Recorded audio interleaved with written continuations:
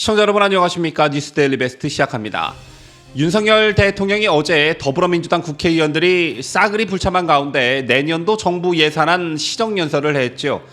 민주당 의원들이 헌정사상 처음으로 대통령 시정연설에 불참했다는 파장이 워낙 컸기 때문에 윤 대통령의 이날 연설 내용은 크게 주목받지 못했습니다. 하지만 어제 윤 대통령의 내년도 정부 예산안과 관련한 연설을 꼼꼼히 살펴보면 역시 국정 방향을 잘 잡고 있다, 이런 평가를 내릴 수가 있는데요.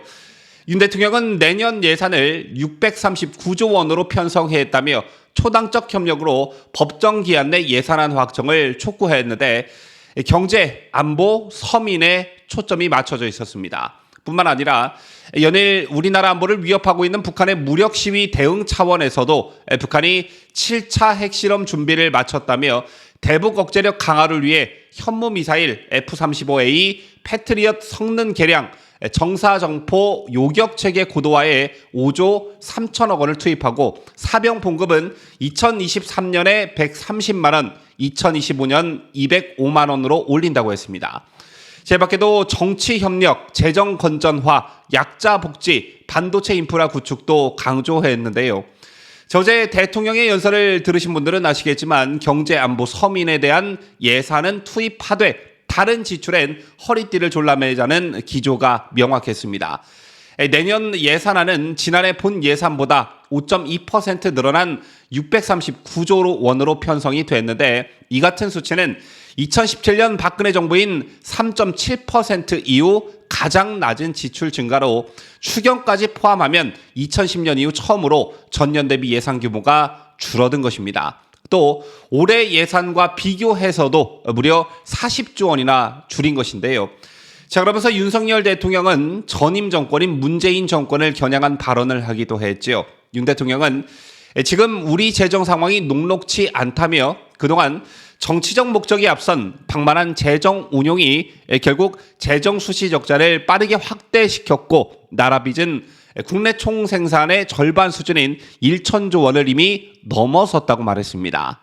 이 같은 발언이 문재인과 더불어민주당을 겨냥한 것이란 해석을 낳았고 민주당은 비판할 걸 비판하라라며 발악했는데요. 어쨌든 어제 윤석열 대통령의 연설이 실행에 옮겨지려면 민주당의 협력이 절실한데 여러분 아시다시피 민주당은 전과사범 당대표 하나 지키자고 끝까지 싸울 태세입니다. 자, 어제 다른 방송에서도 제가 열변을 토하면서 설명해 드린 바 있지만 국회는 예산 시정연설을 듣고 성심껏 예산을 심의하는 게 법에 정해진 의무입니다. 다시 말해 이런 일을 하라고 국민 세금으로 국회의원들에게 어마어마한 특권과 세비를 주는 것이죠. 그럼에도 민주당이 특검과 대통령 사과를 요구하며 연설을 거부한 것은 일종의 직무유기라고 볼 수 있고 다른 한편으론 법치 파괴가 아닐 수 없습니다. 왜냐? 자신들의 요구와 예산 심의를 맞바꿨다 이렇게 볼 수 있는데 이런 민주당의 행태는 국민을 우습게 봤기 때문에 가능한 일이었겠죠.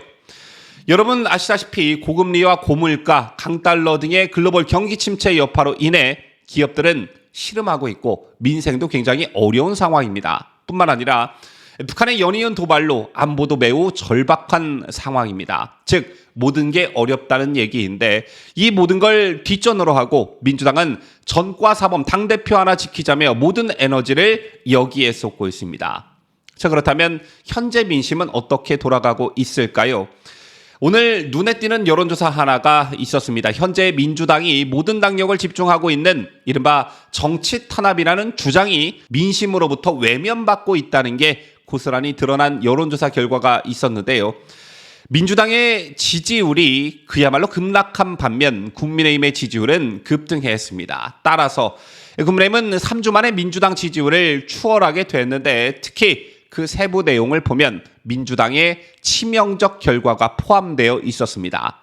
우선 오늘 여론조사 업체 RN서치에 따르면 뉴스핌 의뢰로 지난 22일부터 24일 사흘간 전국 성인 1028명을 대상으로 정당 지지율을 조사한 결과 국민의힘은 40.5%, 민주당은 36%로 집계됐습니다. 전주와 비교하면 민주당 지지율이 3.3%포인트 급락한 반면 국민의힘 지지율은 6%포인트 급등했는데요. 아직 오차 범위 내이기는 하나 국민의힘 지지율이 민주당을 앞선 것은 3주 만입니다. 해당 여론조사 업체에선 유동규 입이 열리면서 이재명 리스크가 본격적으로 민주당을 강타하기 시작했다, 이런 분석을 내놓고 있었는데요. 이것도 민주당으로선 충격적이겠지만 그 세부 내용을 보면 민주당이 그야말로 움찔할 만한 여론조사 결과가 들어있었습니다. 바로 서울과 인천의 민심이었는데요. 여러분 아시다시피 서울은 민심의 바로미터이고 더군다나 내후년 총선과 관련해 여야가 민감하게 생각할 수밖에 없는 지역입니다. 또 인천의 경우 이재명 민주당 대표가 성남시장 경기지사를 지냈고 현재 인천 지역구 의원이기 때문에 정치적 텃밭처럼 여겨져 왔다는 점에서 주목할 필요가 있는데요. 그런데 서울과 경기 인천 민심이 크게 요동치고 있는 것으로 나타났습니다. 서울은 국민의힘이 46.1%, 민주당이 30%로 나타났는데요. 지난주에 국민의힘이 37.7%, 민주당 37.8%로 팽팽했던 것이 이번 주에는 국민의힘이 민주당을 16.1%포인트나 앞선 것입니다. 그런가 하면 경기 인천 역시 지난주 국민의힘 29.7%, 민주당 44.1%였던 것이 이번 주에는 국민의힘 41%, 민주당 34.8%로 크게 뒤집혀졌습니다. 내후년 총선을 대비해야 하는 민주당 내 수도권 그리고 경기 인천 지역구 의원들이 정말 시급할 만한 여론조사 결과다. 따라서 이런 여론이 지속된다면 민주당의 단일 대우가 깨지는 건 시간 문제다, 이런 전망이 나올 수밖에 없는 것입니다. 제밖에도 민주당 핵심 지지층인 3040 세대의 지지철에도 급물살을 타고 있었는데요. 30대의 경우 지난주 민주당 41%, 국민의힘 31.8%였던 것이 이번 주에는 국민의힘 38%, 민주당 35.1%로 뒤집혀졌고요. 40대는 지난주 민주당 45.4%, 국민의힘 27.4%로 민주당이 압도적 우위였던 것이 이번 주에는 민주당 36.3%, 국민의힘 33.3%로 격차가 오차 범위 내로 크게 좁혀졌습니다. 지금까지 이재명 리스크가 민심에 어떤 영향을 미치고 있는지 오늘 나온 여론조사 결과를 통해 보도해 드렸는데요. 그렇다면 향후 전망은 어떻게 해볼 수 있냐? 이게 궁금하실 겁니다. 이것과 관련해서 여러 가지 전망들이 나오고 있지만 앞으로 민심으로부터 민주당이 철저히 외면받을 가능성이 높다. 저는 이렇게 전망합니다. 우선 이재명 사법 리스크라는 게 궁극적으로는 이재명에 대한 직접 수사, 기소, 재판 이런 것을 뜻하지만 그 과정에 있어서 연일 속보로 전해지는 유동규 씨를 비롯한 이른바 대장동 일당의 폭로가 이재명으로서는 치명적일 수밖에 없고 이게 민심에 미치는 영향은 상당합니다. 이재명을 천천히 말려 죽이겠다, 이런 말을 하면서 작정하고 달려드는 사람을 이재명이 감당할 길이 없고요. 꼭 이게 아니더라도 고 김문기 씨 유족이 최근 이재명 측근과 통화를 했고 이 과정에 회유가 있었다는 녹취록을 공개한 것처럼 어디서 뭐가 튀어나올지 이재명으로서는 대비하기도 어려운 상황입니다.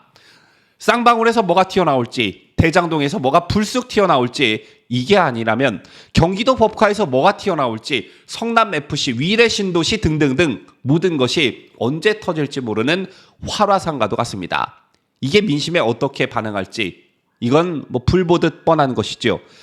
자, 그리고 또 한 가지, 이른바 이재명 사법 리스크에 대응하는 민주당의 모습이 민심에 미치는 영향입니다. 지금까지의 양상을 보면 단일 대우를 형성하고 있고 할 수 있는 모든 것은 다 하고 있는 양상이 있지요.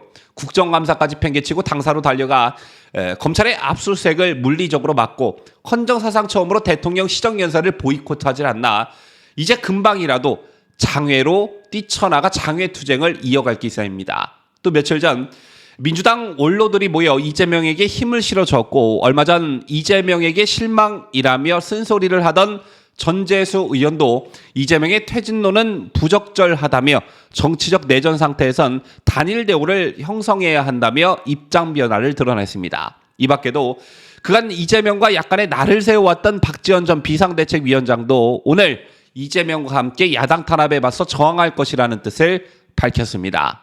어제 시정연설 보이콧에서 보셨다시피 당 지도부의 보이콧 결정에 민주당 의원 전원이 동참했죠.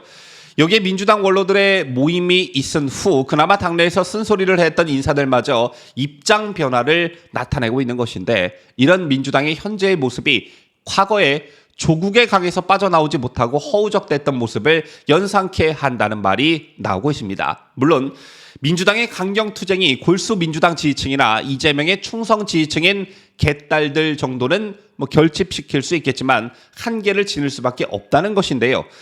민주당은 과거 조국 전 법무부 장관을 둘러싼 수사가 시작되자 이른바 조국 수호 집회 등을 벌이며 크게 반발한 바 있지만, 검찰 수사 결과 조 전 장관 부부를 둘러싼 의혹 중 상당수가 사실로 판명됐고, 이게 시초가 돼 4.7 재보궐선거를 시작으로 연이은 선거에서 패하는 결과를 초래했습니다. 따라서 이재명 한 사람의 비리를 당 전체가 옹호하는 모습을 보이면 이는 유권자들로 하여금 당 전체 비리로 받아들여지게 되고, 자연스레 이재명 한 사람의 리스크가 민주당 전체의 리스크가 되는 건 불보듯 뻔한 일입니다. 때문에 조국 사태 때 전철을 또 밟게 되는 것 아니냐, 이런 분석이 나오는 것이고, 이런 민주당의 행태는 상대 진영의 결집도 불러옵니다. 지난 조국 사태 때만 하더라도 서초동에서는 조국 수호 집회가 열렸지만, 광화문 등지에선 그 몇 배, 몇십 배에 달하는 인파들이 몰려 조국 퇴진 집회가 열리기도 했죠. 여러분 아시다시피 정치란 게요, 내가 잘해서 선거에서 이기고 국민들로부터 지지를 받는 것도 물론 있지만 상대의 실책으로 인한 반사이익을 얻는 측면도 상당히 강합니다. 이런 맥락에서 보면 윤 대통령과 국민의힘, 그리고 더 나아가 자유우파 진영에게 일종의 기회가 찾아왔다고 볼 수 있는데, 민주당의 단일 대우에 대적할 수 있는 건 우리 우파 진영의 결집 아니겠습니까?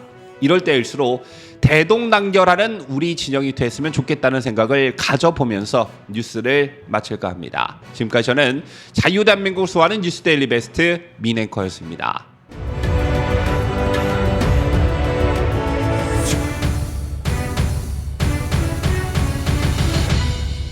함께해요. 뉴스 데일리 베스트.